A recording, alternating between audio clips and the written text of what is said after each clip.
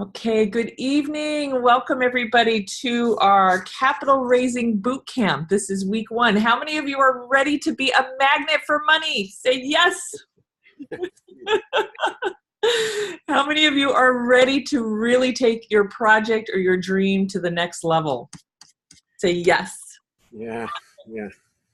So my name is Shannon Burnett. You guys are Shannon Gronich. I can't believe I just said my maiden name. That is crazy. My name is Shannon Gronich, and I'm super excited to have you here today. And I thank you for choosing this opportunity and trusting me to help you go to that next level with raising capital. Before we get started with tonight's agenda, I wanted to tell you a little bit about why I'm so passionate about this and why I'm so excited that you've taken me on this journey. And then we'll dive right into this week's agenda and your intention. So as some of you know, I started a company in 2001, and I ran the company for about 6 years here in Central Florida. It was a successful company. We were in the black, and I always had this big dream of getting it out to the masses. And I thought that this is something that would just have an incredible impact, but I couldn't get above the income level with what I had. And I was actually using my real estate company and my investments and my investment properties to fund this vision every time to go to that next level.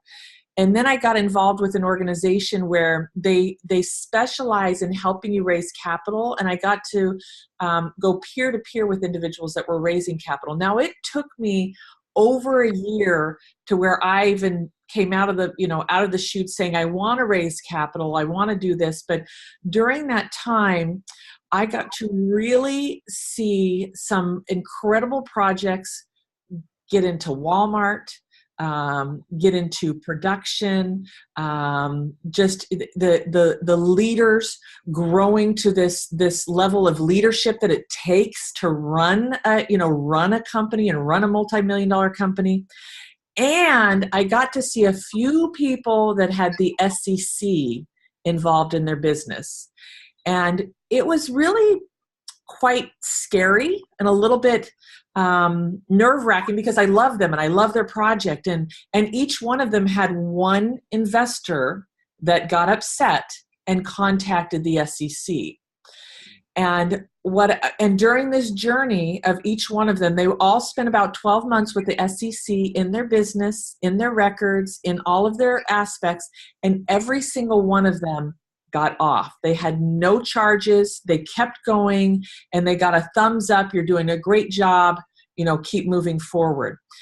And so I realized that, first off, we live in this incredible country of America, and raising capital is what a lot of the wealthy people do to fund projects. And I just was never shown how, right? This is something that we can name some names, Trump and a lot of them. What do? They use other people's money, other people's idea, other people's time to take projects to the next level. But what I realized is that if you didn't hear Brad in the beginning, was that I didn't have to know it all. I just needed to know enough to keep me what we call over compliant.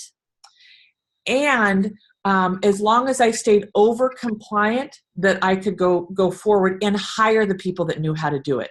So I hired a capital coach. I hired somebody to help me make sure I was on the right track. I hired a speaking coach to help me develop that presentation so that I could be magnetic with money. And then I also hired an SEC attorney and a CPA. I did have the CPA work with me on that, but those were like the three main things. And in that journey, once I got my language down, in my 5, and this is my goal over our next over month and a half together. Once I was able to get that 5-minute presentation down and articulate in a way, I was magnetic. I had people writing me 6-figure checks. I had people, telling other people, and it was incredible how easy it was when I could articulate what I wanted. So I'm really passionate about helping people tap into that possibility of raising capital to get some of these dreams out to the marketplace. And I'm even more passionate about helping you use the language that makes it easy so that you're not spending years. I just talked to somebody this this last week, and it broke my heart because he's not here tonight. He's not here tonight, even though I asked him, how long have you been raising capital? Over 5 years he's been raising capital, and he hasn't gotten a dime. And he hasn't, and he's struggling, and he's got his paperwork together. He's got his business plan together. He's got all these things. And I sat with him, and I found a bunch of places that needed improvement. But at the end of the day, when he was on the phone with me, it was like he didn't talk about his team. He didn't talk about the compliance side of it. He didn't talk about the exit strategy. He was so busy talking about the product. And we do that. It's like we're passionate about what we're doing, but he didn't really know how to articulate it in a way that was there. So I just want to say thank you for being here tonight. I'm super excited that you've invested the time and the energy to be here. And I promise you, I'm going to give you everything I can to make sure that your time here is well spent and that your investment multiplies. I'm committed to helping you stay compliant, and I'm committed to helping you tap into those resources so that you can really go to that next level.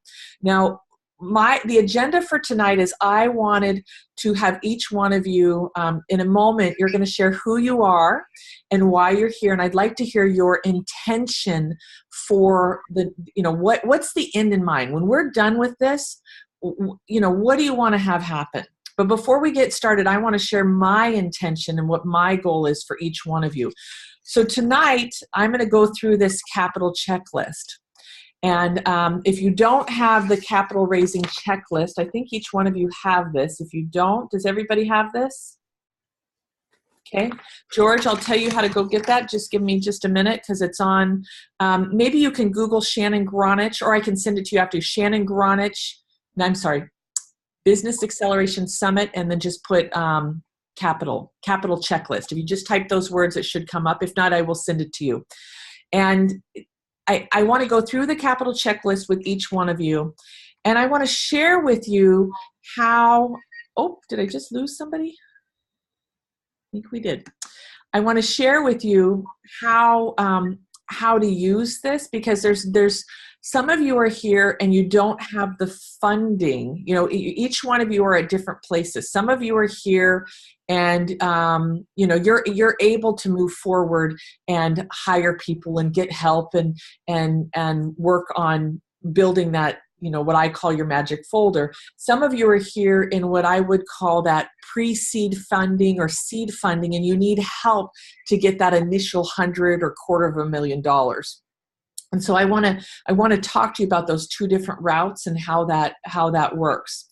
And then I'm also going to go through, because my goal by the end of our time together, and this is where you're going to have some homework, is I want to have each one of you with this 5-minute presentation. Because I'm telling you, it makes the biggest difference when you can communicate what it is you're doing in a way that's, oh, yay, Winston, I can see your face. That makes my day. Thank you. It makes the biggest difference when you can communicate with what you're doing in a powerful way. And as you know, my background's in marketing. I've built huge, international communities and have learned that when we can articulate in a way, it can be magnetic. So you guys are really gifted. Not only am I going to be helping you here with capital, but I can help you with that language that's going to keep you compliant and also keep you, attracting what you need. So tonight I'm going to go over step 1. Each week over the next 5 weeks, I'm going to give you homework on, okay, we're working on the first one, and here's what you need for the first one, if that makes sense. And then next week we're going to work on, this is part 2. So if each one of you committed to doing some homework, and if you can, I understand you have replays, but just give me a thumbs up if you're committed to doing your homework on this. All right. Awesome. I don't know where Pradeep went.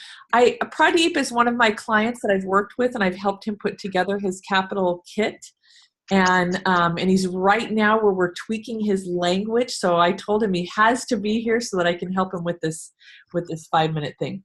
And then at the end, I promised you that I would be available and stay available so that you can ask questions. So each week, we're going to go through the lesson. We're going to go through the teaching. We'll review some of the homework. And then at the end, I will stay here as long as we need, just to make sure that you get what you're working on taken care of. Next week, we have Russell Weigel, who's going to be the SEC attorney that I have 3 SEC attorneys, and Pradeep has talked to all 3, haven't you? Well, actually 4, 4 SEC attorneys. And I picked Russell to be a part of this because, number one, he was with the SEC for 10 years. I mean, it's like, what better than somebody who's been there for 10 years to help you stay compliant? But also, he works with what I call the friends and family round. And in that friends and family round, there's people that they don't have the money to do the $25,000 PPM, or I've had attorneys where it's $75,000, and so Russell works in the friends and family round so that you're able to I could work with you to get the investor. And then once you have the investor, then we can go to Russell, and for a very small amount, he can get paid and keep you compliant at the same time. So he, to me, does something that no other attorney does. Most of them want money up front, and he doesn't. So I thought, what a great asset between his background and that, he's going to be key.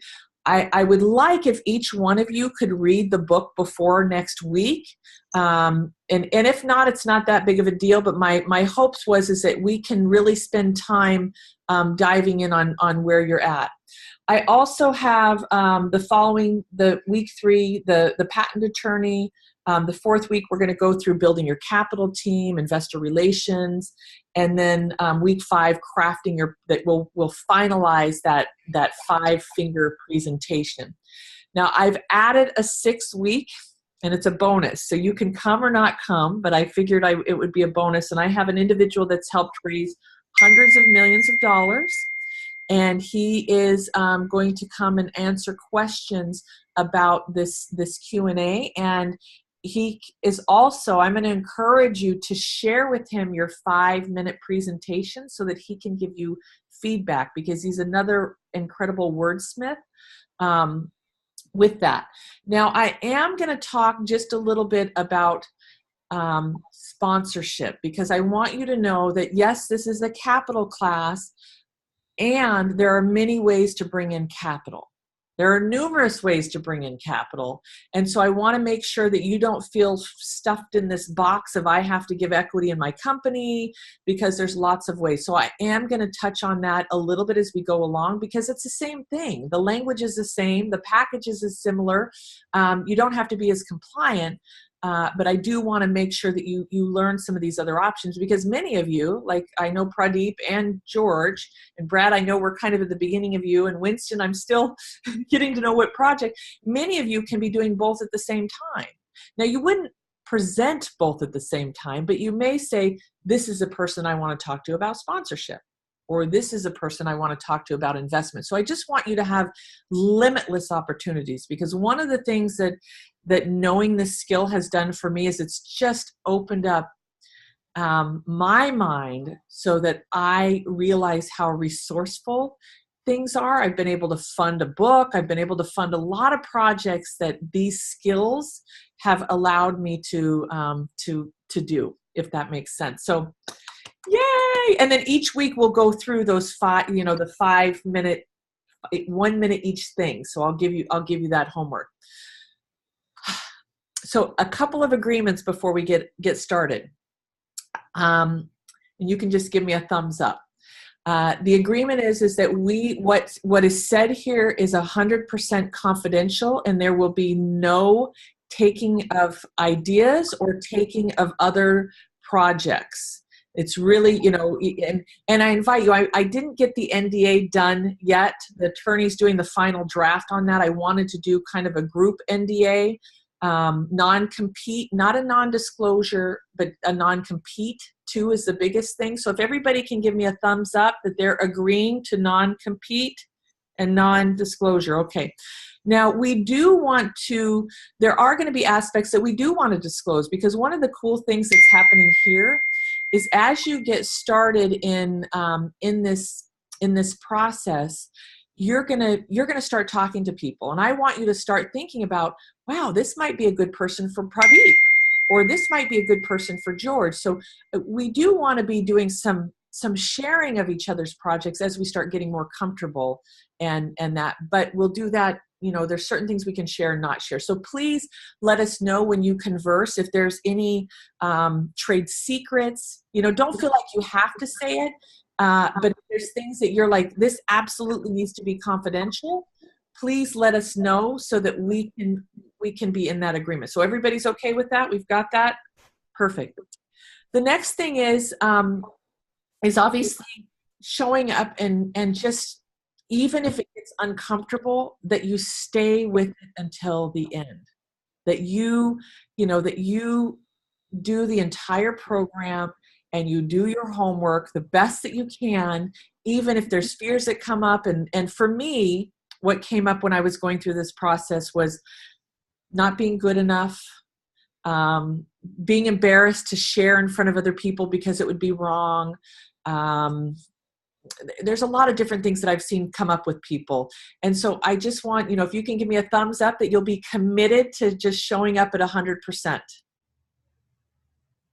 Pradeep, are you with us? Okay, good. And it's okay. You can go. If you're not, then go thumbs down. And then the other commitment is that we will hold each person in their highest potential. That we will hold this vision for every person that's here, that this dream comes true, that what they're working on, we just see that vision for them. Because for me, when I was raising capital, I didn't see it. And I had to have other people saying, you can do it. I see it. You got this, right? So we all want to be each other's cheerleaders and holding each other in their highest possibility and potential. Is that okay? Thumbs up on that one? Perfect. Okay.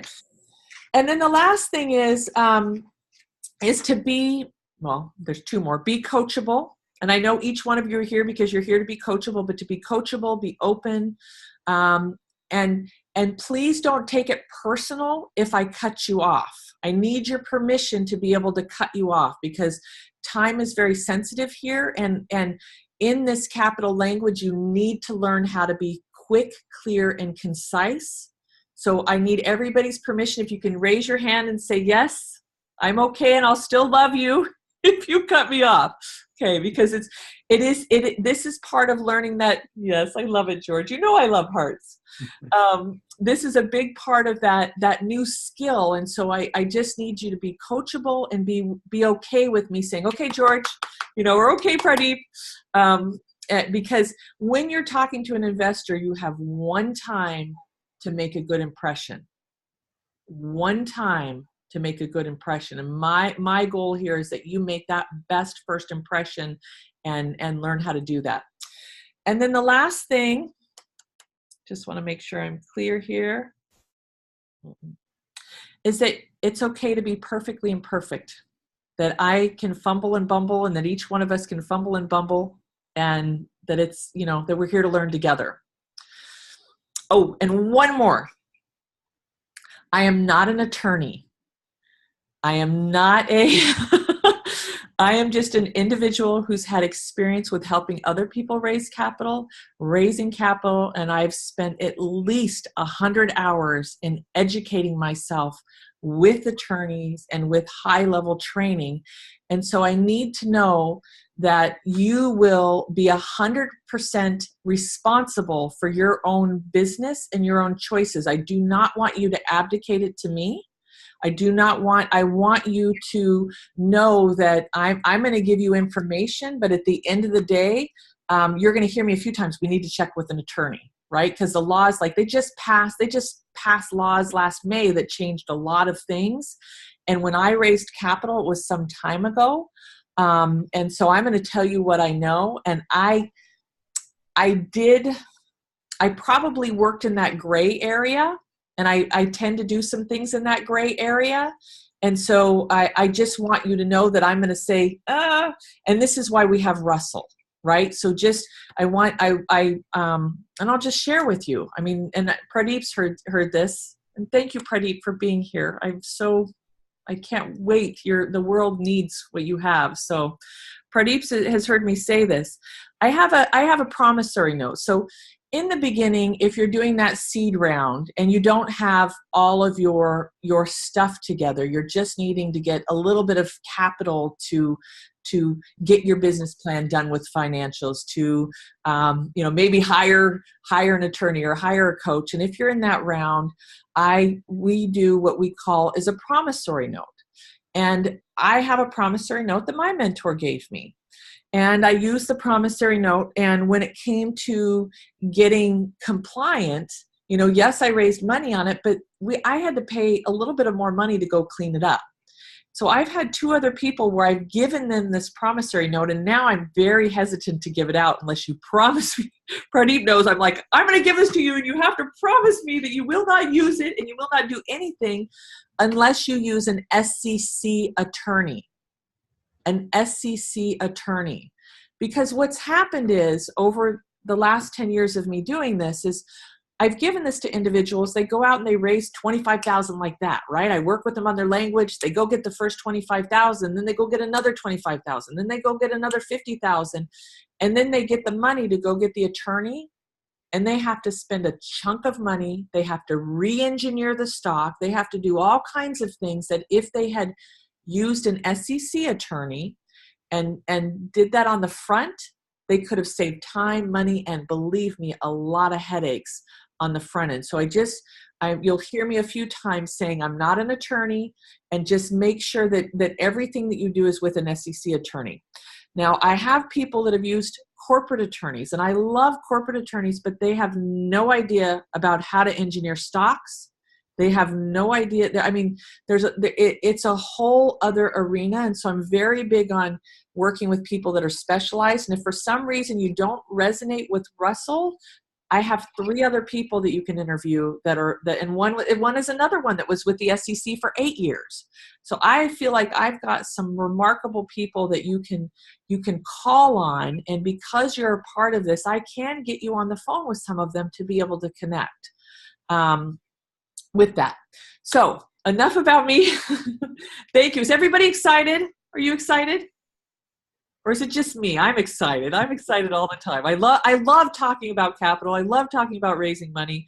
And I love helping individuals that have these ideas, get them out into the marketplace and have dreams come true. And to me, this is how we build an economy. This is how we build an impact. When we have money to hire people and to get our products out to the marketplace, this is where really transformation can happen. So now I want to hear from each one of you, and I am going to put on a timer just because, remember, we're practicing on being quick, clear, and concise. And what I'd love to hear from you in your, let's see here, I'm going to say 90 seconds. Who you are and what you're up to. What's your project? Okay, so that'll be the 90 seconds. And then afterwards, then I'd like to know your intention for the class and why you're here. Like what drew you here, or what do you want to get done? And I'm going to go ahead and start with Brad, since he was the first one that signed up. And I know he had a little bit of fear around it. He's like, this is new. And so I just thank you for being here. So you're on. A lot of fear around it. Okay, so let me start the timer. So this is Brad Campbell, and go ahead and just let us, and I'll just wave my hand when you're at the 90 seconds, okay? Okay. All right, you can go when you're ready. Well, you guys know my name is Brad Campbell, and I am currently doing handyman work. And I'm self-taught in a lot of areas. I met Shannon at the ESTC conference. I don't know if you guys know what that is, and but it's a really fascinating conference. And my intention is to try to help convert a lot of internal combustion engines to running on something, perhaps water, that will help them to be run clean, and eventually we're transitioning over, to electrical and getting out of gasoline. We've got to do that, and I want to be a part of helping that happen.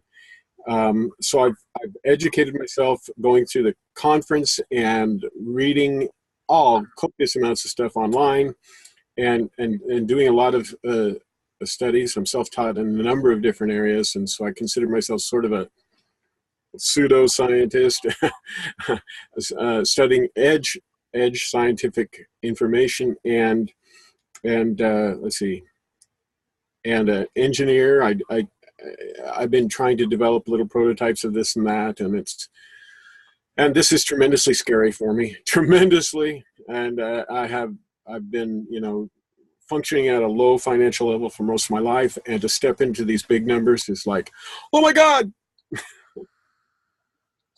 Awesome. Thank you. Thank you. Thank you. Thank you.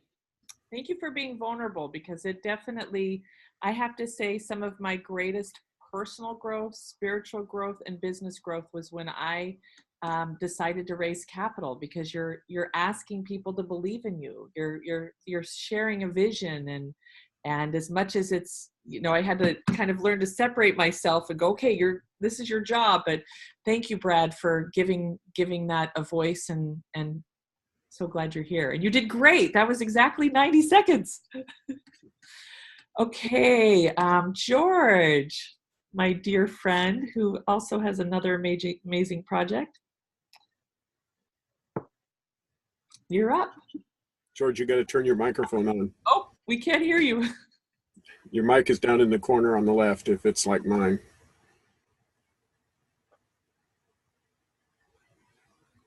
Oh. Yeah, there you go. Okay, we better? Yes. Okay, I've got major reverb. Okay, hold on. I'm going to mute you real quick. If you have it on Facebook too, it may be giving a kickback. So I know that I did set up a private Facebook group, and I'm streaming this live into the Facebook group so that you always have a replay that's there for that. I know there's a few people that don't use Facebook, and happy to share it with you the other way, but I did set up a Facebook group so that we can stay connected. I can post things about capital and sponsorship. Okay, so George, I'm going to unmute you. I don't know if you had Facebook open. Did you have Facebook open by No. No. Okay, unmute me. And then Do I need Facebook open? Yeah, you have something open. So I'm going to go to Winston, and maybe you can check and just see if there's multiple things that are happening there, or sometimes a headset. I don't know if you have a headset by chance. Might work, but usually when that happens, there's some feedback on that. Okay, while you're looking at that, Winston. Hi. Just wanted to check. I don't do this very often, so as far as video conference. So, can you hear me? Yes, we can hear you perfectly. Okay, good. I guess a little bit of history of myself, where I'm a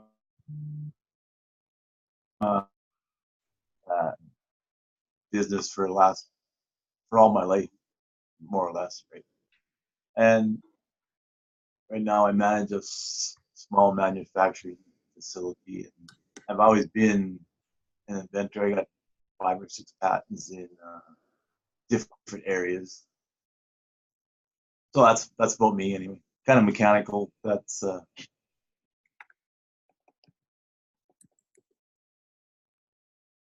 that. Anyway, the idea for the project we're working on, it's can drill geothermal wells anywhere in the world, and basically look at that be your source of energy versus burning natural gas or whatever. And then the same technology could be taken for it could drill very large diameter holes that you might use in mining and projects like that. So that's it in a nutshell. So Perfect. And what is your intention? That was right at 90 seconds. You guys are great. Tell me a little bit about your intention for this class. well, I'd like to bring it out to the market. The thing about it is very capital intensive because it's you know, it's beyond, like, we can fund small projects on our own, but I don't know I haven't did a budget, but it'd have to be, you know, I'm sure there's $10 million we get thrown at it just from being around in the business, working on similar projects. But I'm not saying that's what the number is. I haven't did any budgeting or nothing like that. So where I'd like to see it, I'm not the only guy working on it. There's a group of us. I'd like to help bring it out to the market, see if it's maybe even be throwing it off. Investors would tell you how feasible the idea is. Awesome. So what I'm hearing you say is that it's capital intensive and you want to help take it to market and learn what it takes to be able to do that. Is that right? That's correct. Awesome. Awesome. Awesome. I'm so glad you're here. Okay, George, do we want to try this again? I just hit unmute. Oh, nope. Maybe we're hitting unmute at the same time.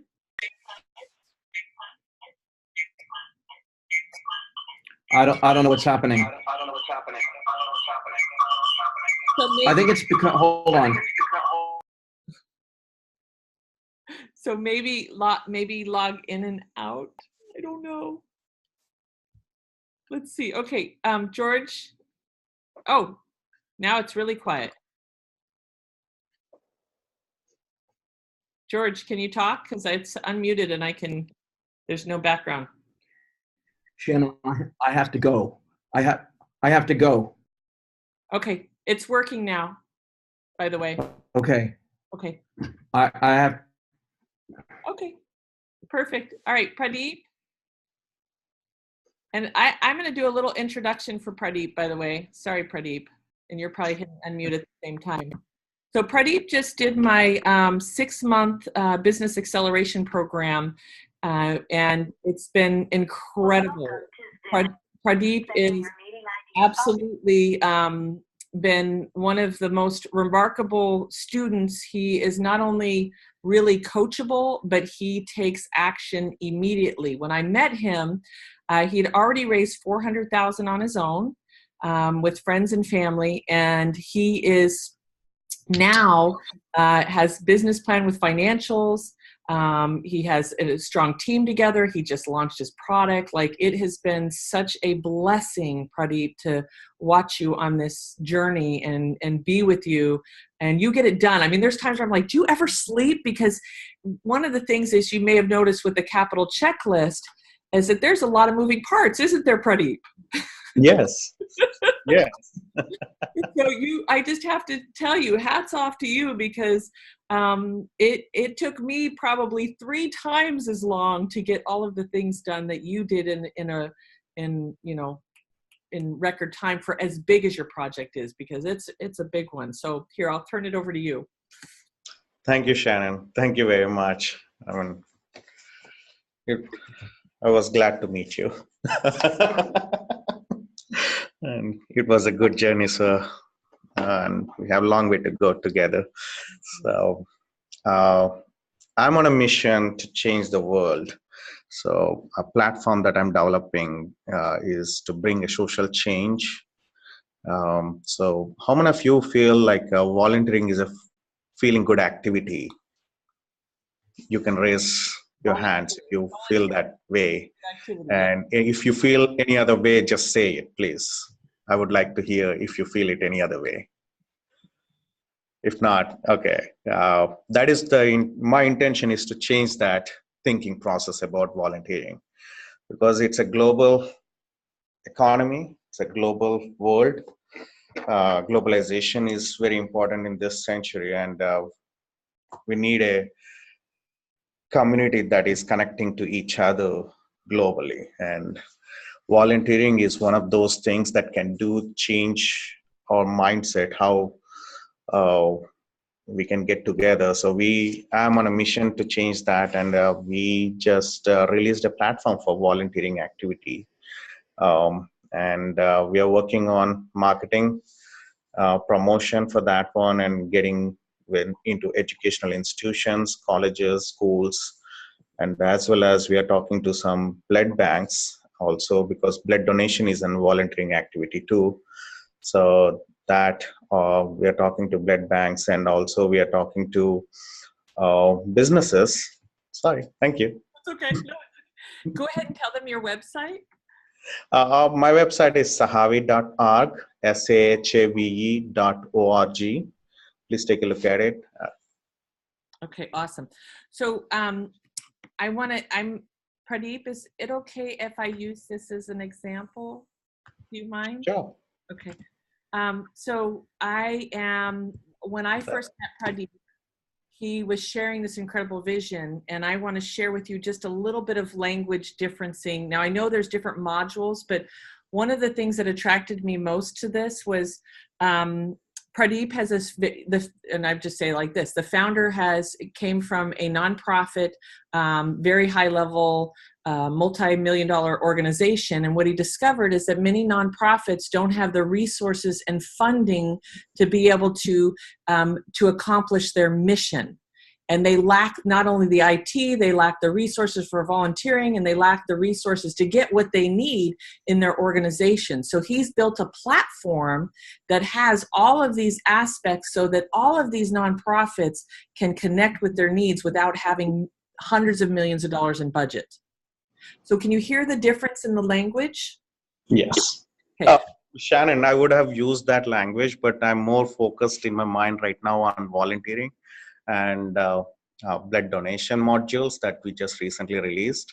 So I want to more focus on that from the investor's point of view also. So we are looking at revenue streams to self-sustain, to provide nonprofits this platform for free and be able to self-sustain in providing cutting-edge technology for this service.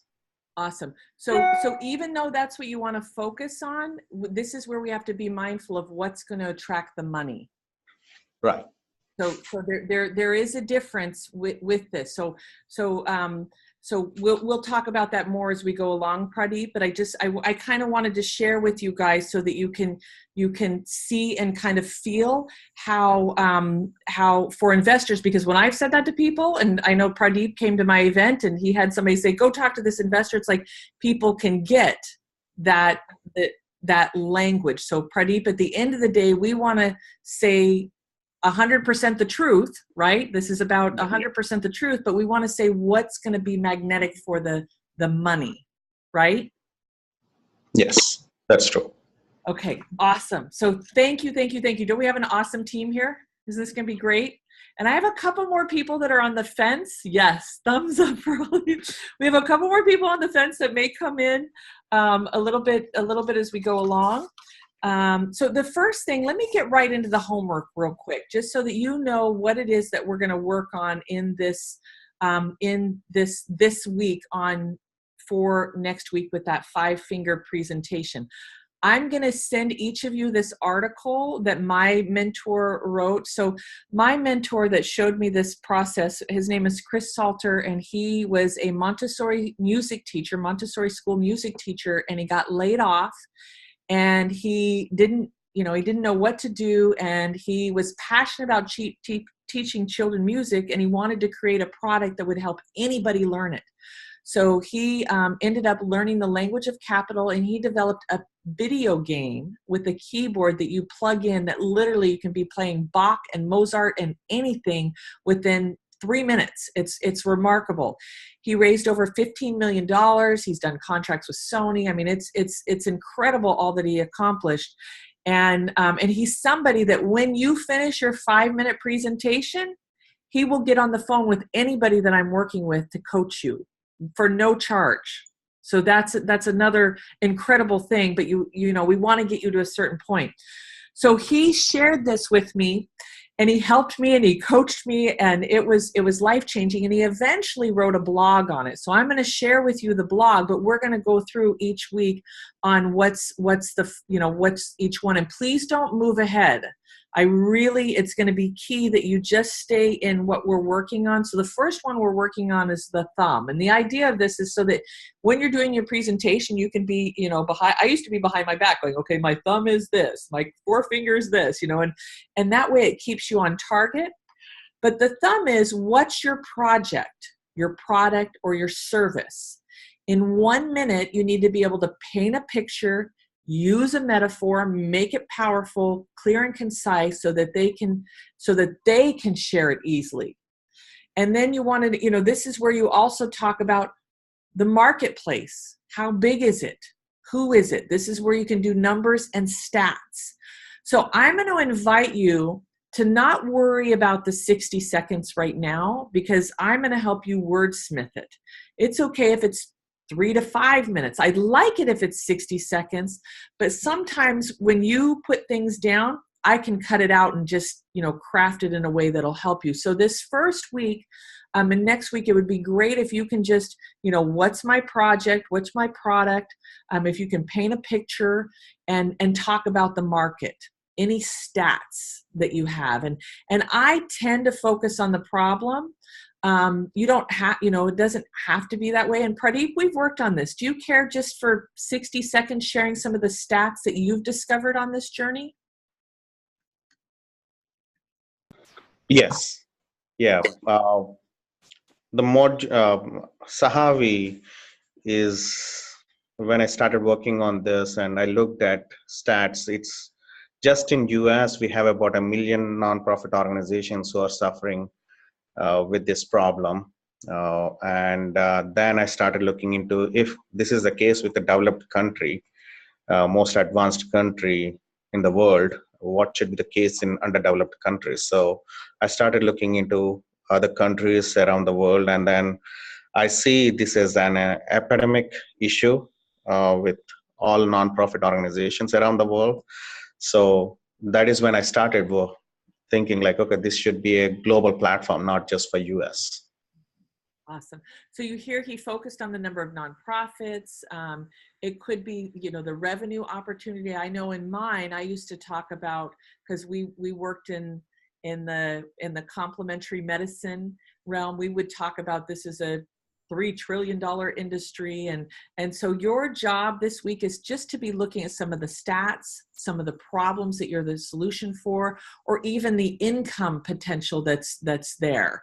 And again, don't worry about getting too much. I mean, like it's easier for me to cut down than that. But our goal is with this first one is to get that thumb, this first one.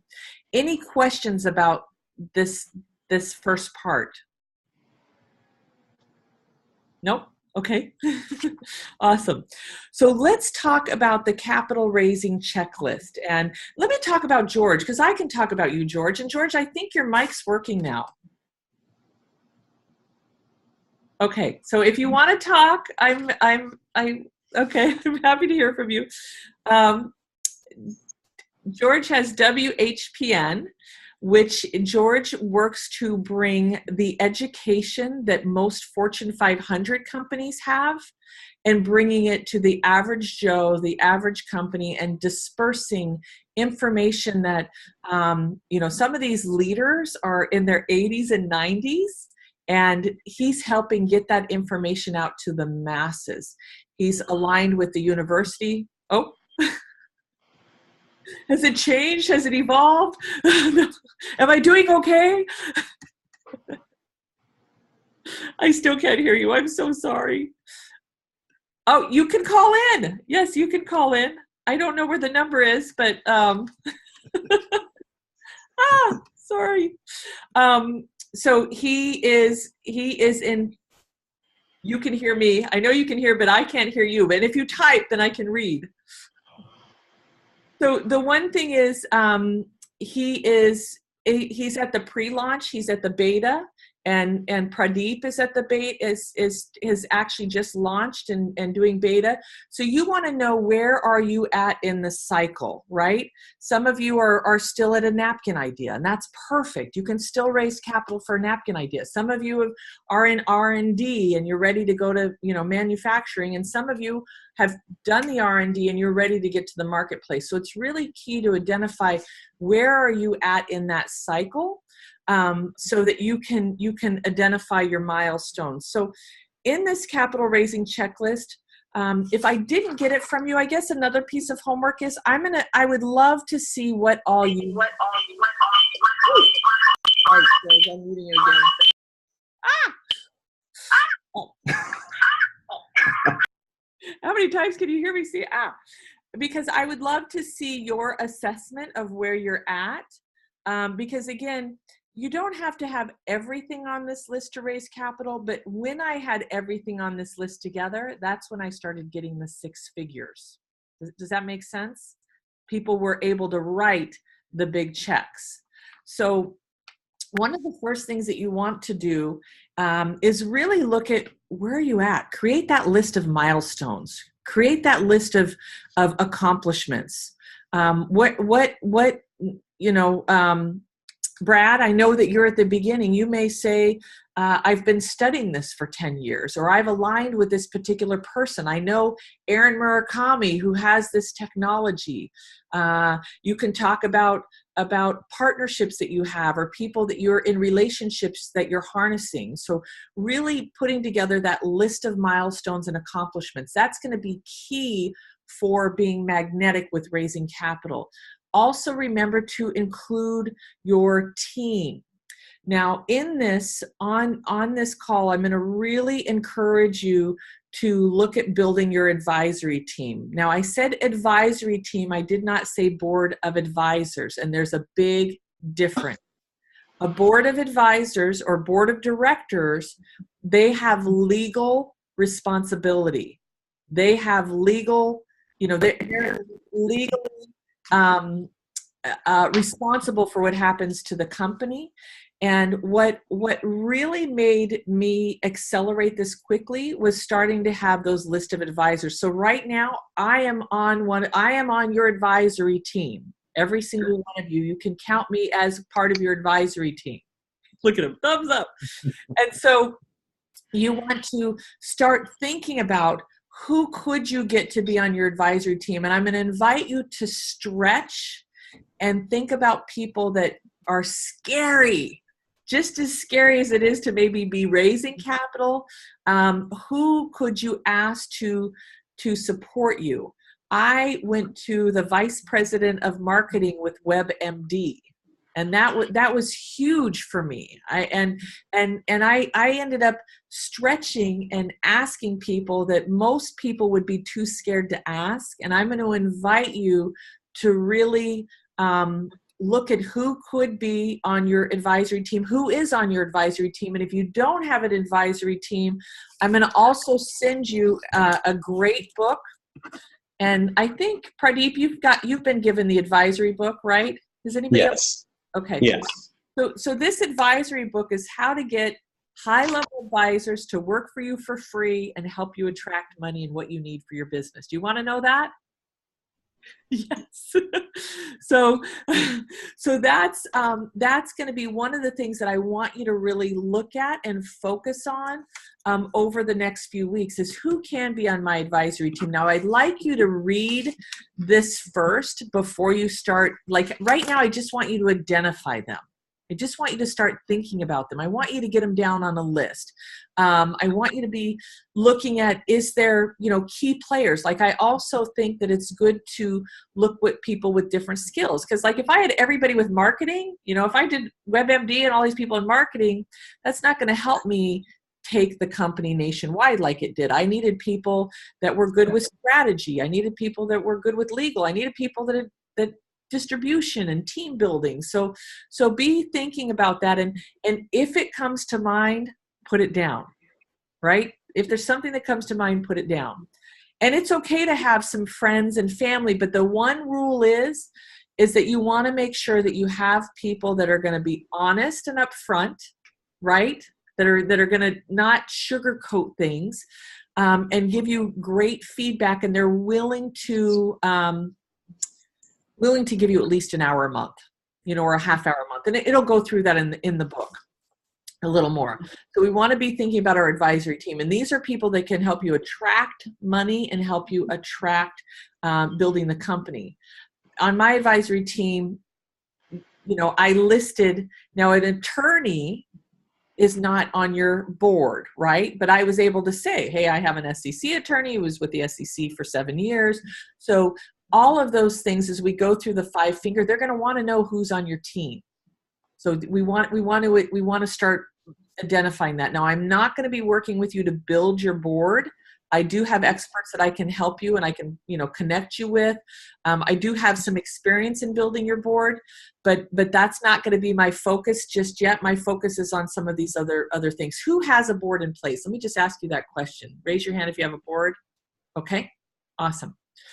So we've got milestones, advisory team. You want to look at identifying your strategies for generating revenue.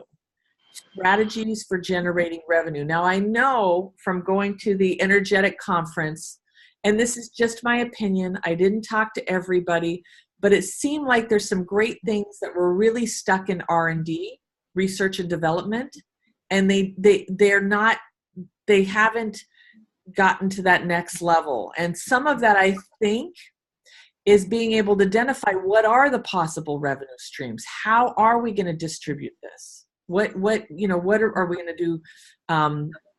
Like Pradeep, you have sponsorship, you have advertising, identifying what do you see is making money. And it may only be one revenue stream, but you want to get that down on paper because investors want to know. At the end of the day, they want to know, how are you going to bring in money and how are they going to get their money back, right? Yes. All of the other stuff is great, but that's what they want to know. So really identifying those strategies for generating revenue.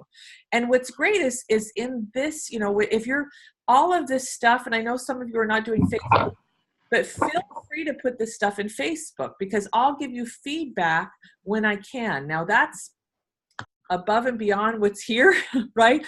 But I'm, time permitting, I'm going to go on there and say, yeah, that's a great revenue stream. Have you thought of this? I mean, I'm going to be here on your advisory team over the next month and a half to really help you get through as much of this checklist as you possibly can.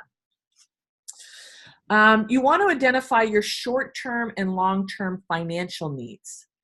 And this is where people tend to think small and all it is they just don't have the knowledge of what it takes to really do this. I talk to a lot of people, I just need $100,000. And it's like, you want to go nationwide? I mean, just the marketing is going to be 3 million, just getting it out there. So I want you to imagine in this process that money is not an issue.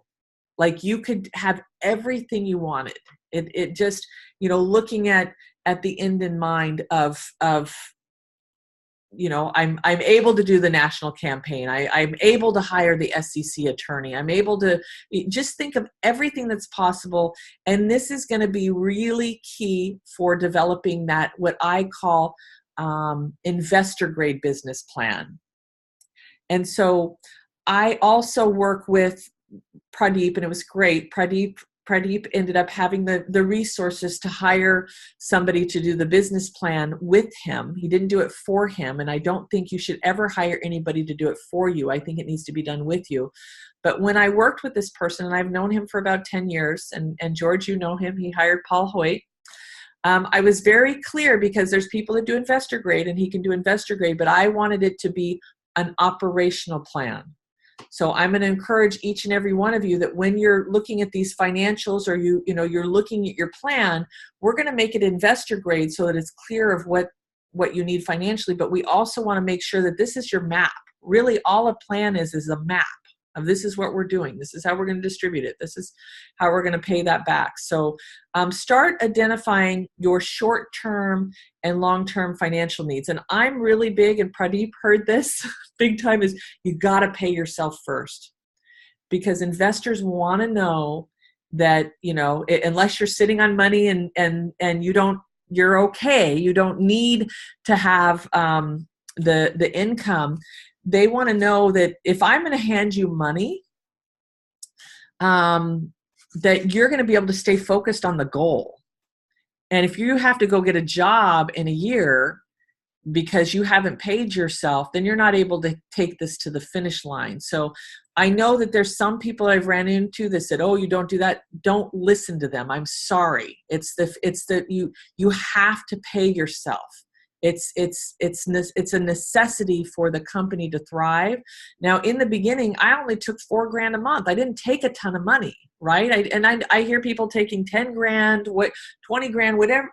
You've got the capital and wherewithal to do it, but you at least need to be able to take something. So when you're looking at your short-term and your long-term financial goals, also look at your team, look at the money for that, and be certain that you're one of the first places to get paid, because any savvy investor, or the investors that we want, are going to want to make sure that you as a CEO are taken care of. And I'm sorry I'm pointing. I know that's not the Disney way, but so also determining your operational needs, technology needs. Everybody has different needs.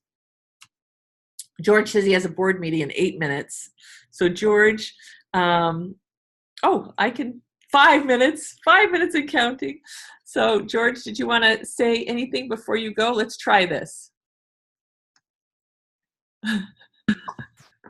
So can everyone hear me without reverb? Good. Oh, good. Yay. Okay. All right. So I'll take less than 90 seconds, hopefully. I've had a dream that I started in 2011. It's taken me almost 11 years, 12 years to get this off the ground.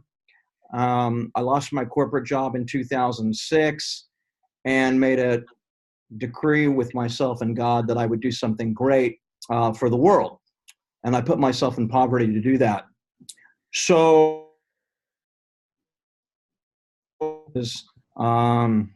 going to these things, looking at these keynote speakers, asking people, what was the gap? What was missing in the training and performance improvement industry? Why was it these executives were able to fire these people and ruin their family lives and their financials and hurt their children and their neighbors in the communities? And what I discovered, I started a master's degree and then now I'm starting this PhD. And what I discovered is that managers, the number really is about 77 million in the United States. They're called millennials. And these managers of frontline workers in average companies, small, medium, and large, they have a problem. And their problem is that the executives and senior leaders in their organizations are not communicating and giving them feedback on the business strategy as it relates to their organizational goals. And so what happens is these managers and directors within these companies that are supervising frontline workers are talking to their customers and potential buyers and customers. These managers are not being educated and they're not being told what these desired business goals are. And so there's a miscommunication. So what I did was I looked at all the evidence-based research and business models of the biggest organizations in the world and find out that this problem was widespread all over the world, not just the United States. And looking domestically, I found that within the science of performance improvement, which is about 100-year-old evidence-based research science, that this was a large piece of content that could be simplified down and taught to these managers within any organization of 5 people to 25,000 people. And over the last 11 or 12 years, I have simplified this information. I'm going to be disseminating it. I've been beta testing it. with several universities, and I just got a year's contract with Nova Southeastern University to beta test this with their faculty and with their corporate partners. I've hired a Chicago advertising agency. Last year, I had someone step up from New York who had a lot of money. He gave me over $100,000 because I asked him for it, and that helped me set up my operations. But so what we're doing is we're teaching managers and people that are not executives how to perform performance improvement content and simplified so that they can solve problems on the job, whether it's operational or behavioral. And so that's what I'm doing. I've got a meeting in about 1 minute with my university, so I have to go. But I have absolutely enjoyed listening to everybody, and I want to keep in contact. You can find me on LinkedIn. My name is George. My last name is spelled Koehn, Koehn. The name of the company is WHPN. The website is not up, but you can look me up on LinkedIn. The website will be up on August 20th, and there's more information that I'll be able to feed you within the next week or so. But I enjoyed seeing everybody. I have to say goodbye. I've got about 5 people waiting for me in another meeting. Really quick. So thank you, and God bless you. If you can share your intention really quick.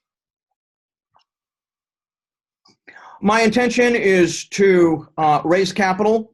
I need, $500,000 to $1 million. I am self-funding this project already. So the revenue that is going to come in from the beginning of my one-day performance improvement workshops at Nova, I'm charging about $650 to $700 a ticket. We're working with HR directors of every organization that we contact to split the cost with their managers, so the managers don't have to pay any more than $300 to $350 to come in. And this will, we would like money. Do we need money? Well, we're calculating it out with the CFO that I have who works with Boeing Corporation up in Maryland. So my intention is to learn everything I can about Shannon's knowledge. She's obviously an expert in this. I've talked with her at length about this over the last couple of years when I was working on my master's degree. So I'm fully confident that I have a lot to learn in this particular space. And in order to be the best, you have to be able to speak and understand how to be able to communicate the best. And those are my intentions of being here. Awesome. Thank you. Thank you. You can watch the tail end when we're done. Thank you, George. Pradeep. Okay, bye. Bye. I didn't hear your intention, did I? For the class? And you're muted. And I know we're at an hour. I'm going to go over a few more things and then I'll open this up for question. Yeah, my intention is to raise at least $1 million in next 3 months. Awesome. I love it. Yes. Okay, so speaking of raising $1 million in the next 3 months, let me give you some key things. So I'm going to send you this checklist. I'm not going to have the chance to go through everything tonight, but I'm going to tell you a couple things that you can start getting together now. One of the things is getting your non-disclosure and non-compete agreement. When you're talking to people about this project and this idea, that does a few different things. One is it shows that that you've got your act together. You're thinking like a business person. You're protecting your IP. I always had all my employees, I had family members, I had everybody sign non-disclosure. So with the investors, I can say, look, I've been protecting mine was services. Now, many of you have products, but getting that non-disclosure, non-compete together for your project, it will just raise the bar as you're connecting with people with what you're doing. The next thing that we'll want to work on is also getting an investor questionnaire. And an investor questionnaire, depending on which type of offering you do, the investor questionnaire is going to be key to protecting your assets. The SEC is going to know that you did your due diligence on who's there, and you're going to use the questionnaire to determine if they're an accredited investor or a non-accredited investor. And an accredited investor is based upon either their net worth or their annual income. And so you want to have those two things together. When I first went out in my seed round, and Brad, I talked to you a little bit about this. When I first did my seed round and I didn't know what the heck I was doing, it was like all I had was non-disclosure, non-compete, investor questionnaire. I had a promissory note, and then I also had a one-page overview. And a lot of that will be in that 5-finger thing. Does that make sense? So you can start working on, do each of you have a non-disclosure, non-compete? Yep. Okay, good. Okay. And how about an investor questionnaire? Pradeep, did you get your investor questionnaire? You did. Okay, good. So that's kind of the beginning that I would suggest that you could start working on to start being magnetic. Because I know, Brad, you're like, I want to bring in money right now so I can hire the experts. And these are some of the things that you can put into place. Now, the convertible note, if you're doing early stage, that is something that you'll want to have. Really, there's ways of crafting that. So that if you're not clear on the engineering of the stock and stuff, so that you're protected. And again, what I would do at this point, and I'm kind of talking to you, Brad, and I may be talking to you, Winston, and not knowing it. And Pradeep and I have had this conversation a few times. Is, let's get some of these key things together. Like, I wouldn't talk to anybody about it without the non-disclosure, non-compete, and the investor questionnaire, because they're going to go, wow, this is a real deal. When somebody hands you that in a folder, they're going to say, this is legit. But from there, if the investor is interested, then you can say, I'm working with an SEC attorney. He was with the SEC for 10 years. He's going to make sure that everything that we do is compliant, and that we're going to protect your investment. He's going to protect you, but he's also going to protect their investment, because if the company's not sustainable, then the investment goes away, right? And so he'll help us craft this. So we would bring in somebody like Russell to help you do that. So I'm going to go ahead and open this up, but I want to touch just real quick on, at the bottom of this, and some of this is for the people that are going to be watching the replay, because there's a couple of people that are going to be watching the replays. I also want to remind you that if there's ways of generating revenue from sales, you want to look at that. Like, investors love to know that there's revenue, but it's not required. There's lots of investors that will do that early round. And when I say investors that are doing that early round, I am not here to tell you, and I will tell you not to go this route. What we're doing here, you're not going to go and pitch to a VC person right now. Usually they want to know, it's easier to get VC when you have certain things in place and you're in revenue. I have a dear friend of mine that had an incredible project, and he had raised about $180,000. He was doing it not virtually. He was doing it without the technology, and then he met the chief technology officer of MySpace. So they re-engineered the company because the technology was going to deliver what they were doing in person. But he did not work with me as his capital coach, and he ended up getting some advice of, first off, raise $25 million, which they didn't need that in their first round. So their first round, they went out after 25 million, and they went out and they started pitching to VC. Well, guess what? When they contacted me a year later, I was like, who told you to go to write to VC? Like, they need to know that there's more things going on, and they weren't ready yet to do that. Now, I'm not saying don't do it at all, but just know that the strategy that I'm sharing with you, it usually works with friends, family. I've went to customers. I've reached out to people in my industry. I've reached out to strategic partners. And so that's kind of the angle that I've taken. Go ahead, Pradeep. We can also do this with angel investors and also investors who are interested in seed funding, right? Yes, and that's what I'm referring to. They're kind of like the angel the angel investors. Perfect. So the last thing, sponsorship and joint ventures. These are all ways to be able to fund projects without incurring any sort of debt. And I'm also a big advocate of not taking on debt, because with the strategy of issuing stock, if you issue it correctly, you can remain in 100% control of your company, and you cannot have debt, because once they have stock, it doesn't go on the balance sheet as owing any money. So I'm a big advocate of, if you do any sort of promissory note, that you convert that as quickly as possible, because I have to tell you, that's what really wiped me out, is I got advice and I didn't convert quickly, and people were coming back and wanting money. And had I had it as stock, guess what? I would have had no problem. They would have had to ride the wave out with me. So one last thing, and then I'm going to open it up, is I'm also big on looking for passive investors, and I suggest you do the same.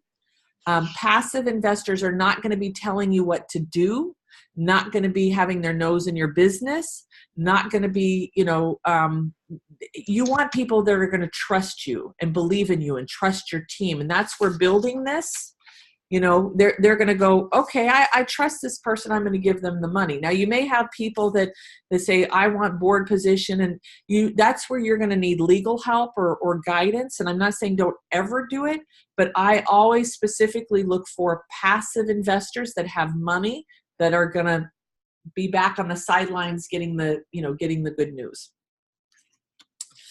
So, all right, now I'm going to open up to any questions, and I'd love to hear from you, any aha moments and kind of where you're at now that you've heard some of this part of first one. Okay, Pradeep. I think Brad wants to go. Well, you raised your hand, so you get to go first. Oh, okay. Thank you. Sorry, Brad. Brad raised his hand. I didn't see him. Sorry, Brad. So I have a question about joint venture. Joint venture is something that investors are coming together to invest at early stage, right? But how will it? Oh, okay. Yeah, maybe I misunderstood then. Please explain. I say joint venture. So for me, it's somebody that has a skill or a product, and you come together to help amplify what you're doing. So an ideal joint venture for you, Pradeep, not ideal. I mean, you have some of this in-house, but just for sake of this exercise, it could be somebody that might develop a module or might already have one of your modules. So instead of you developing the module, you bring them in as a joint venture person, right? They come into your company, they develop that module, and they get a piece of that. Does that make sense? So a joint venture to me, so like many of you met Karen, who did our magazine or did the magazine at the Energetic Conference. So she just did my magazine. So to me, she's one of my joint venture partners. She's filling up that part of my company, and I'm paying her a percentage based upon that. So that's another way to move a project forward. Now, again, you're going to need advice to make sure that it's, I'm really big on making sure that you are protected. There's no way of you getting kicked out. There's no way of corporate takeover. I've been a part of actually 2 corporate takeovers on, known people. And actually one of them I was with the company. And so I don't want to say that to scare you. I want you to know that there's a way to avoid that with working with the right legal and guidance. Okay. Thank you. Okay, Brad? Can you guys hear me? Yes. Good. The part of what I'm doing here is just sitting and listening, because so many of these terms that you're coming across with are just right over my head, because I'm so newbie to this, and to hear that you've been able to put together 400,000, Pradeep, is like, whoa, for me. And it's just, I have got to get used to hearing a lot bigger numbers than what I'm used to working with. A lot bigger numbers, and things like convertible note and promissory note. I mean, I understand what a promissory note is to a little bit, but a convertible note, I'm guessing that's some sort of debt interest instrument that you convert over later, and I know what a non-disclosure agreement is and a non-compete agreement is. I understand that, but so much of this is going to be a lot of me sitting back. One of the things I wanted to ask you, Shannon, is it okay for me to raise my hand and interrupt you when I have a question about something? Please. If you could watch for that, I'd appreciate that, because it's going to be maybe too often. And if it is, you say, hang on, Brad, I'll get to that. But the problem is that if you go past a certain section, you're speaking Greek to me, and I won't understand some of it. Please do raise your hand and write it down. And it is in the beginning, and that's why I encourage you to really, with this, it's a new language.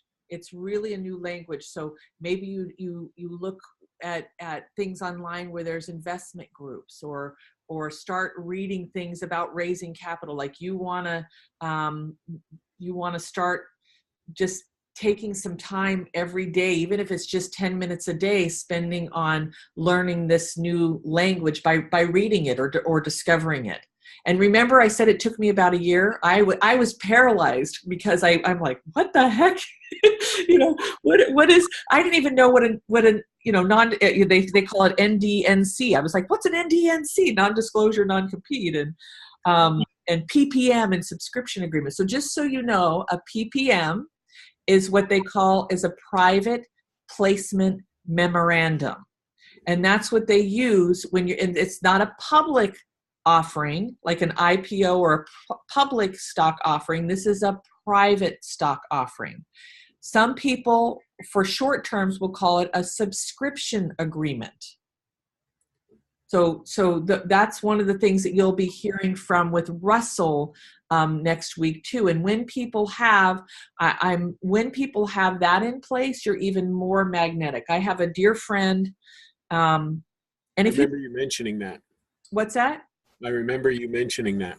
I have a friend who Robert Moore. I love the guy. He had a napkin idea. He raised $60 million. And then went through the 60 million to get the company to a certain point, and literally everybody was like, we need to go bankrupt. You just got to say goodbye. And he was like, I'm going to keep going. He ended up taking the company public and selling the company to Nextel for like $215 million. So this guy's learned a lot. And guess how much he got at the end of that? 2.3 million. So he learned a lot about what not to do, by the way. Long story short, he's got a new adventure that's incredible, that's going to change the boxing industry right now, that needs to happen in the boxing industry. And he's got the best team, and it's just remarkable. But he spent a year raising capital.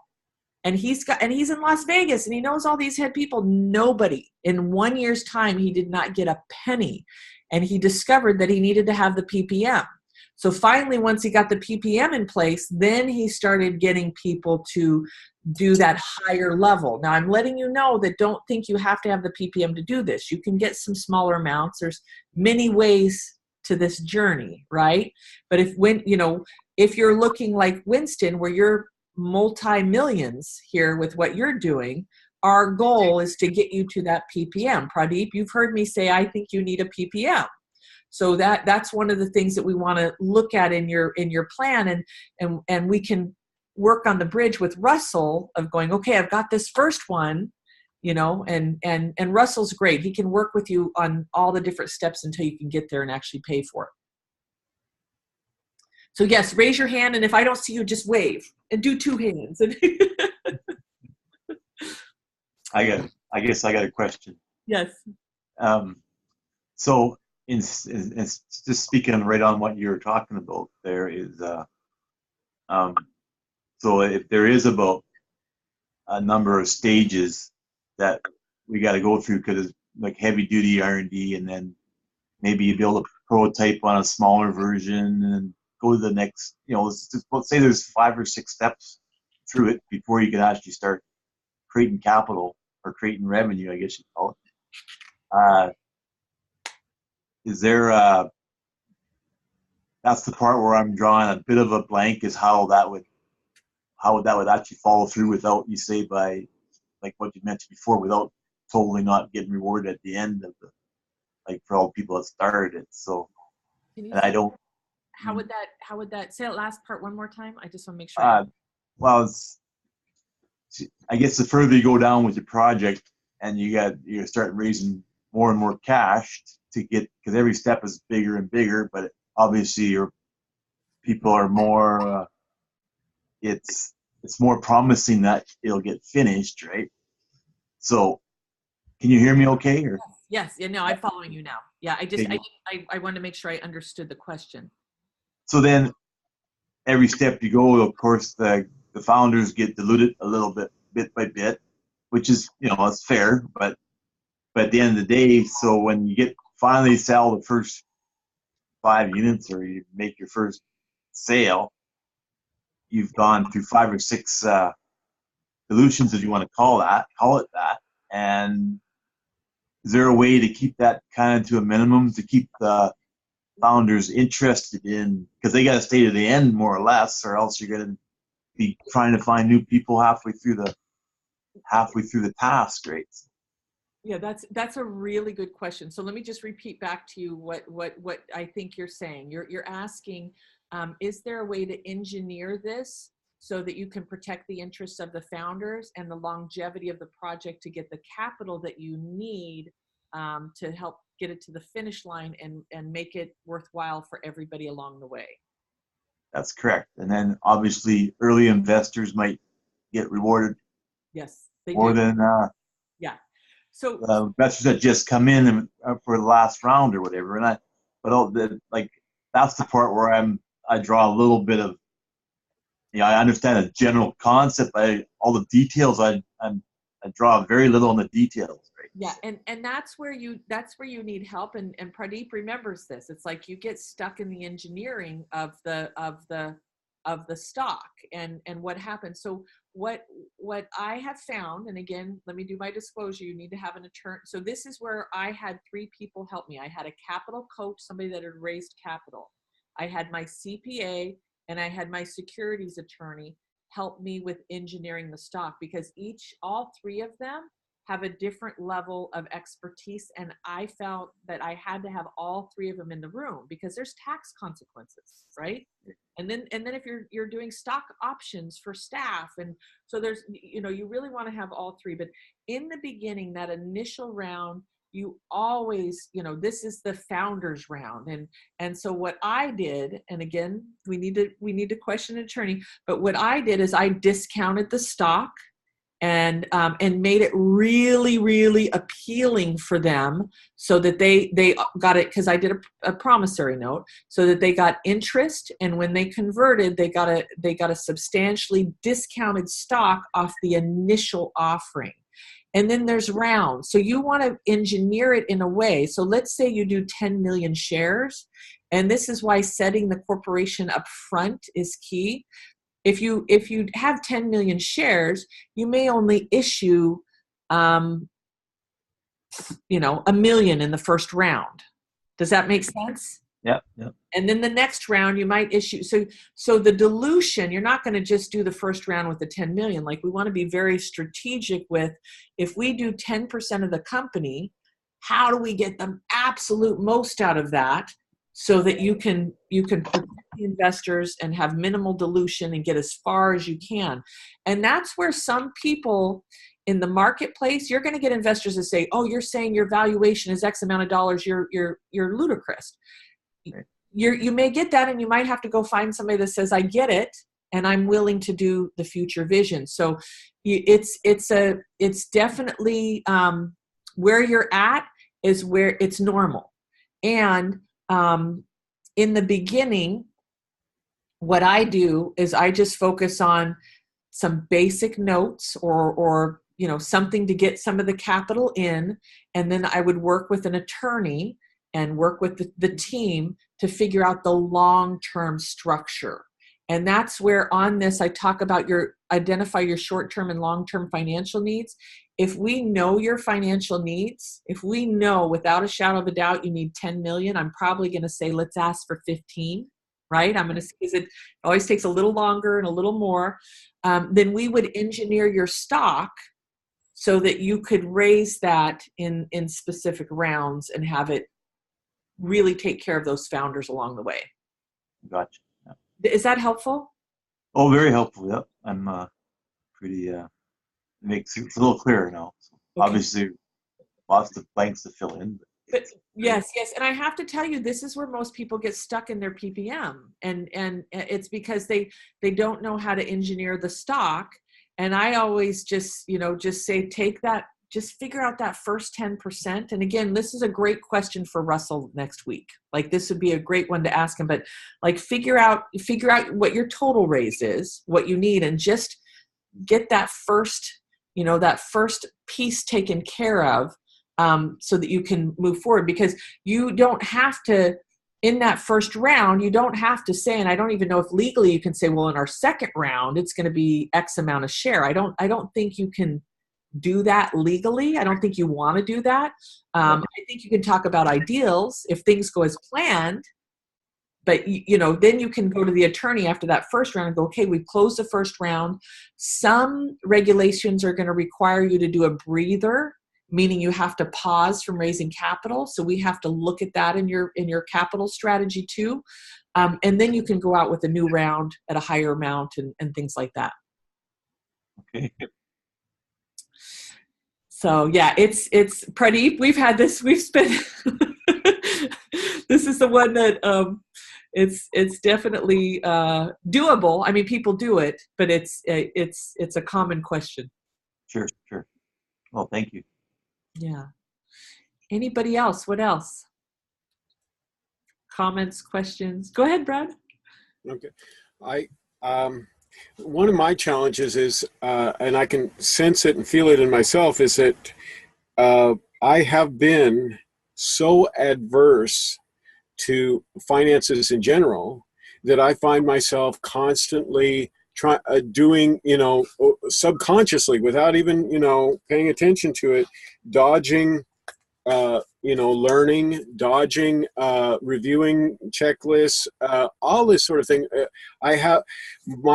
I find one of my biggest challenges right now is making this, instead of something I've been in resistance to, something that I'm enthusiastic and excited for. And that, for me, is a huge emotional switch that I haven't successfully clicked yet, and it's just, oh my goodness. Like talking about all this stuff, I find it overwhelming, and part of me wants to get up and run off, and all this kind of stuff. And it's embarrassing to even talk about it, but it's just,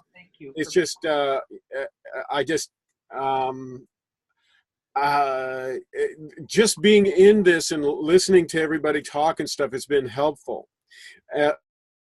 But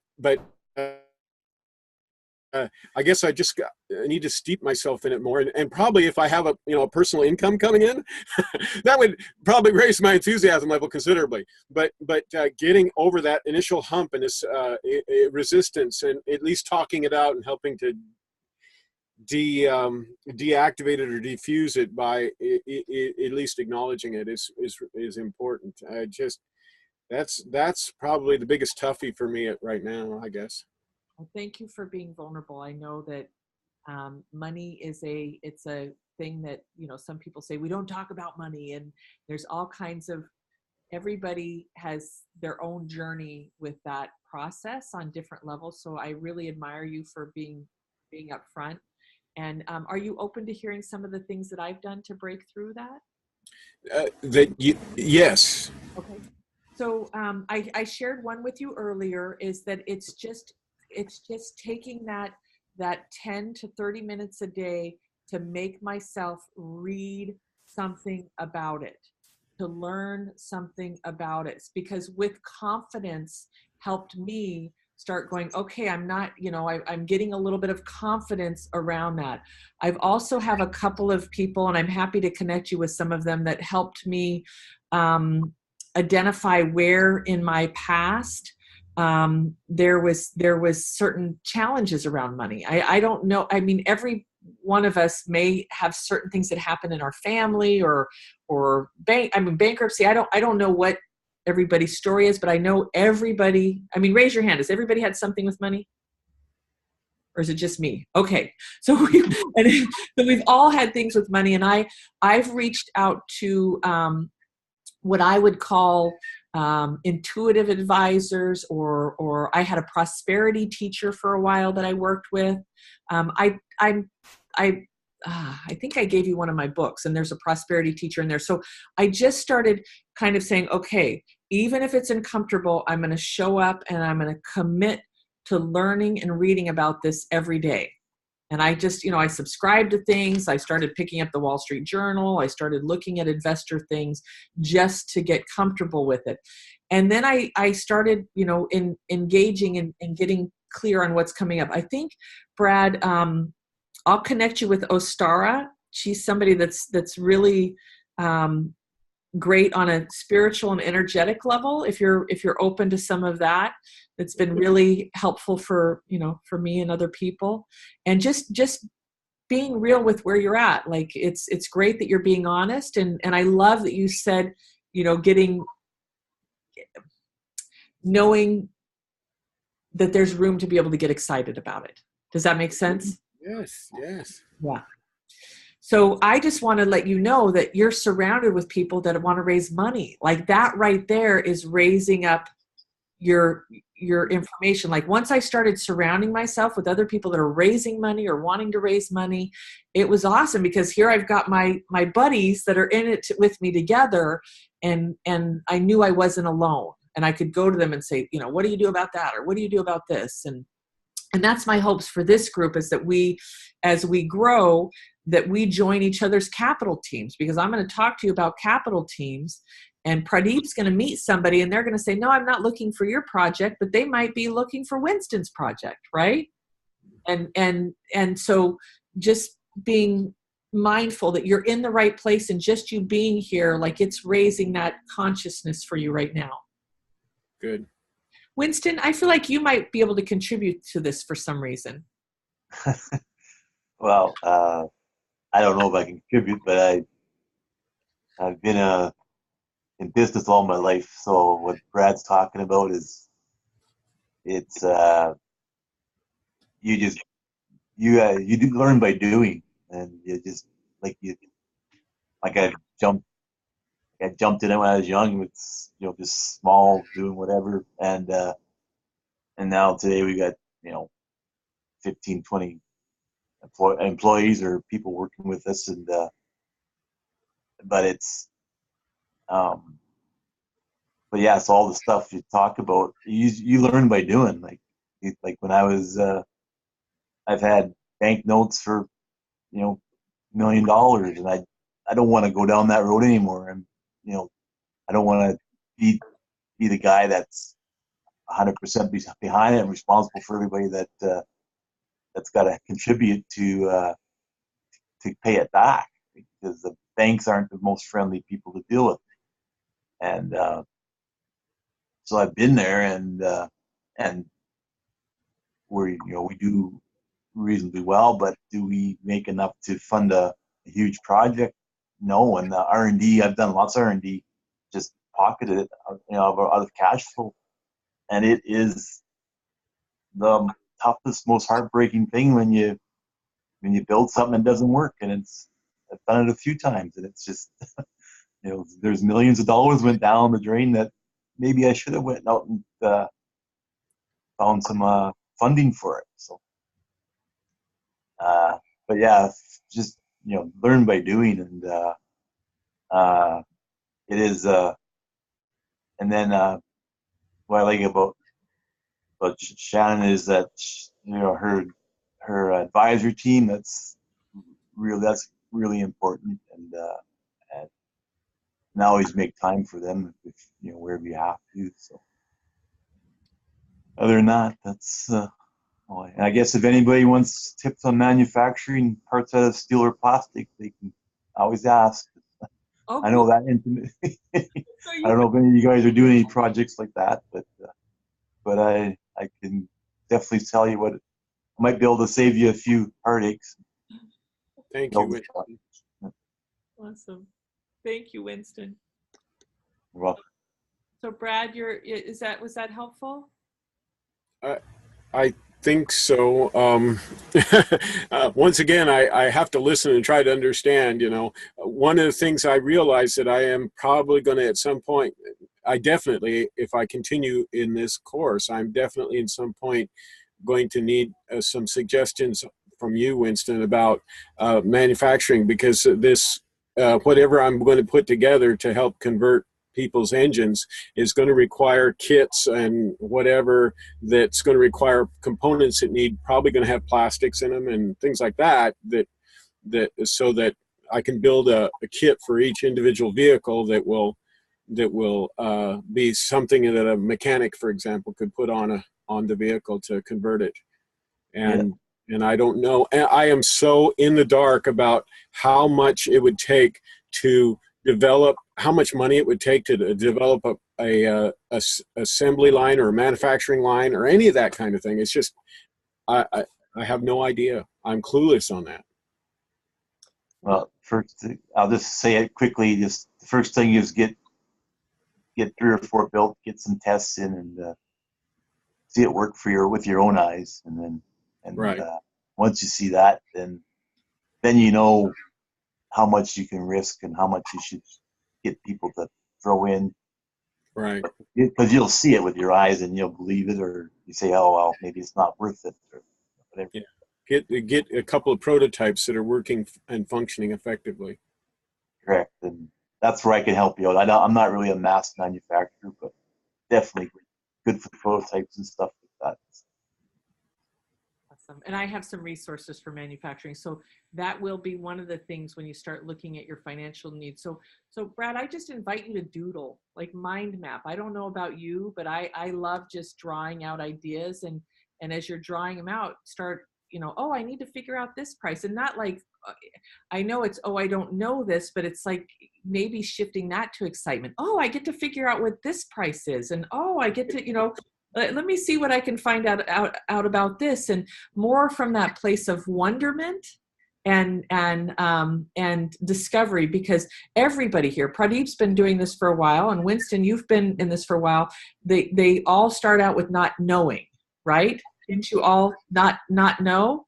And so once you identify what you don't know, then we can start pulling the pieces together to help you figure out what's there. So start doodling, start drawing, and just, creating some of those lists.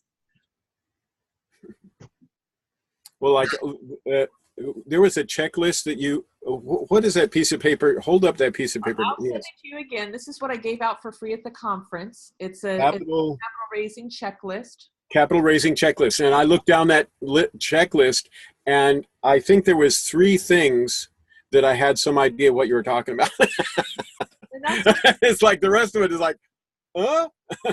And that's perfect, because right now, you being here, by the time you're done with this class, you're going to know a lot more than a lot of people about capital. So you're in the right place. You're going to get a rapid cram course. Pradeep, did you raise your hand?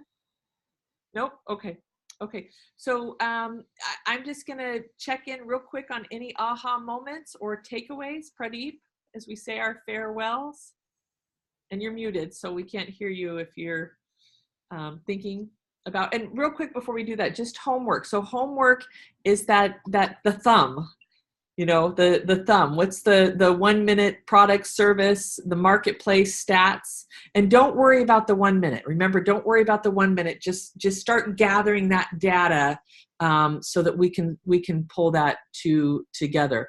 The second is start identifying the financials. Like, financials tend to be the one place that gets people stuck. So I'd like you now to start looking at it. What are some short-term needs? What are some long-term needs? What are the revenue strategies? And again, Brad, just start doodling. I don't want this to be heavy for you. I want you to just play with it so that we can start doing that, because that's where I see a lot of people get stuck, is those financials, and those are key to being able to attract the money. And if you don't know, you don't know. We start discovering that, hey, I need to figure out what this is. Also looking at the non-disclosure, non-compete. I think that we should, just as good practice, have everybody here sign one for each other. That might be the way to do it, even though I have mine for all of us. Maybe we bring it together and we each sign them for each other.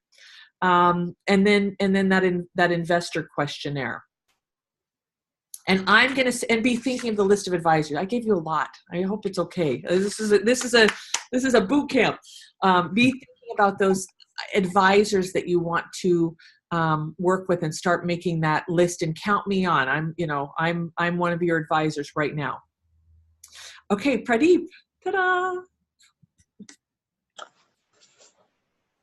About what, Shannon? Any takeaways? I always like to close. Those of you that don't know me, anything that I do, if you come to any of my events or coaching, I love to know, is there any takeaways or ahas or revelations? I don't do that every time, but I always close hearing voice. As of today, I mean, there was nothing new for me. Let me say that. So a lot of stuff is already done in our checklist, right? Yep. Yeah, I spoke to Steve, and also I need to talk to Russ and see how we can work together. So except for the PPM, we have other things in place. And yeah, I even got the Keyman insurance, as you know. I just got the quote for the business insurance too, to cover the legal aspects of Sahavi. So those things, I haven't bought it yet, but I have that. So yeah. Awesome. That's about.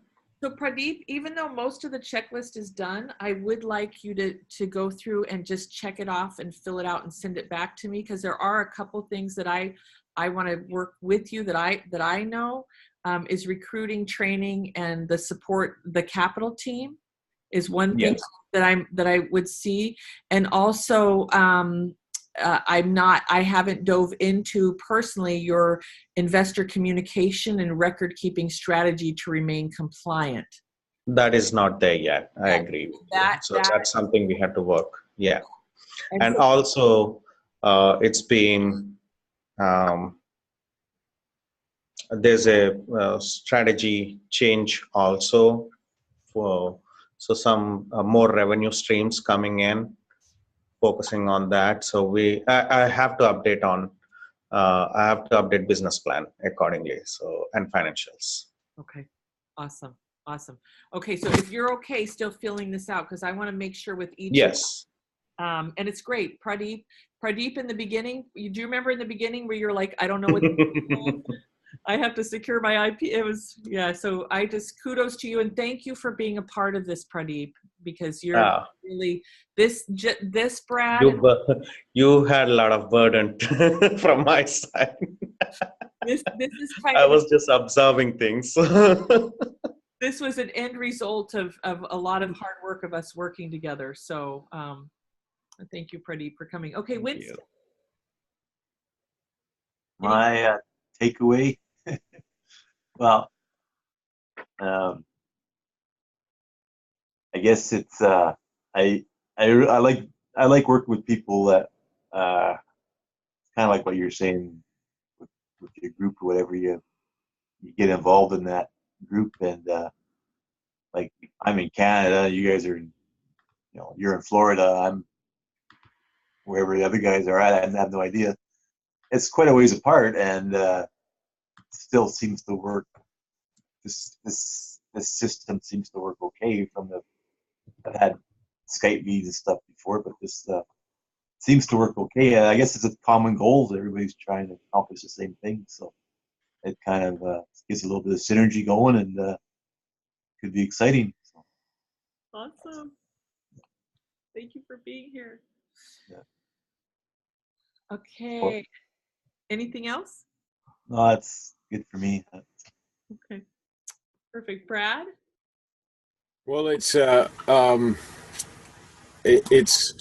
delightful for me to hear different people's what's going on, like Pradeep, for you that hear that things are coming along, and that's exciting, and very exciting for me to hear that you've already been able to acquire, $400,000 initial investment, and then it's kind of like, well, you've got some money in your pocket now, and you can go out and begin to like hire people like Russell, and you were talking about your business insurance and all that sort of thing that, you know, I can't even begin to contemplate yet until I get some initial whatever seed money to be able to even support myself, let alone be able to progress into getting some idea of how much all this is going to be require for investors and to make a project successfully go, which I just, you know, so in the dark on yet so far, but I'll learn.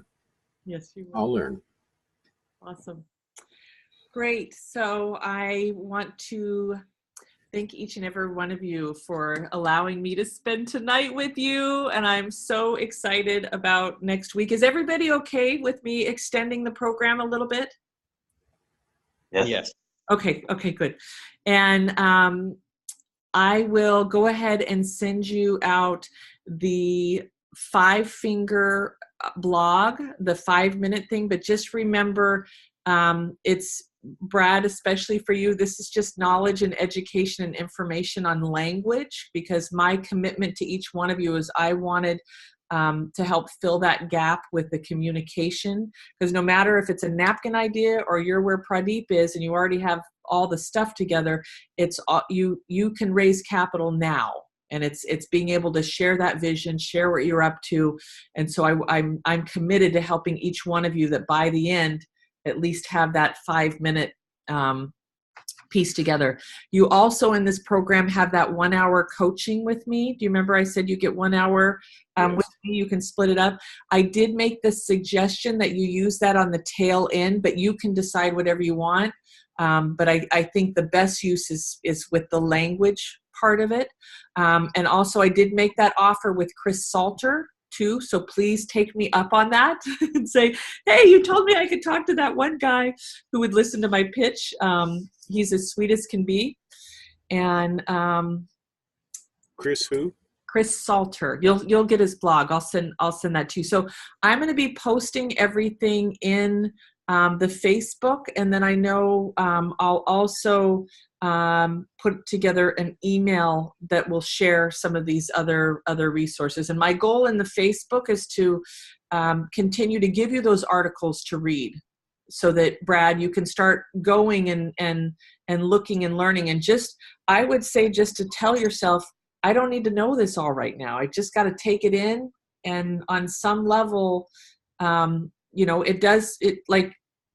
Pradeep, it takes a little bit, didn't it? Yes. It's a new language. You're learning a new language. Right. Definitely. Yeah. So, there's not anything else. World. What's that? It's a different world. Yes, a different world. I love that. I love that. So I will see you next week, and really excited to have Russell. Please get any questions together that you have, and if you want to review them with me ahead of time. Yep, just 1 minute, Brad. It'll be fine. Russell will be great, and then I'll stay on at the end to answer any questions. But he's an attorney, and he costs money, so get those attorney questions out there, because we'll have him on the line to be able to do that. Great. All right, Brad, you had another question? Yes, I'm going to be down in Utah visiting relatives and stuff, and I'm going to bring my computer. But so I just got to find a good internet feed so that I can connect right on Tuesday. Yeah. Yeah, and change the time from Pacific time. By the way, you guys, I'm located in the greater Seattle area in a small town called Auburn, Washington State. And so I'm going to be down there, and then I'm going to, so I wanted to make sure to make my meeting, and so I've got to figure out what the connections are and how I got that covered. Awesome. Yes. Planning ahead for that would be great. And Pradeep, you're in Chicago. I'm in Chicago, yeah. Cool. And I'm in sunny Florida. Yeah. And Winston? I'm in Edmonton, Alberta, Canada. Oh, cool. I was down at the conference there. I think I remember seeing you, Brad. Oh, yeah? Yep. Cool. Yes, he has I a didn't. long It's in back. Awesome. So I do have a gentleman that's works with me on my PR, Gio Ropert, that's going to be joining us. And then I have a very high level COO who was a part of a company that was acquired and did 5 or 6 mergers or acquisitions. So he'll be watching the replay, and I did invite him to join us. So I have a couple of people that are in my world What's that the COO? Chief Operating Officer. Thank So you. CEO, and then there's the person that manages all the operations and sometimes the financials. He deals. He's not a CFO, not a financial officer, but this particular individual is very, very strong in financials, and he's very, very strong in the operations and what does it take to get out at that high level. So we'll have some special guests that'll be in, kind of observing and listening and contributing where they can. Awesome. Mwah. I love you guys. Thank you so much. Thank you. Thank you. Pradeep, I will call you. I promise. Sure. I need to give you an update on the India market. Yes, I can't wait to hear it. I can't wait to hear it. Nah, I'm working on a newsletter. Probably tomorrow I'll send it out. Okay, good. All right, Thank I'll you. talk to you soon. See you next week. Thank Bye. you, guys. Bye.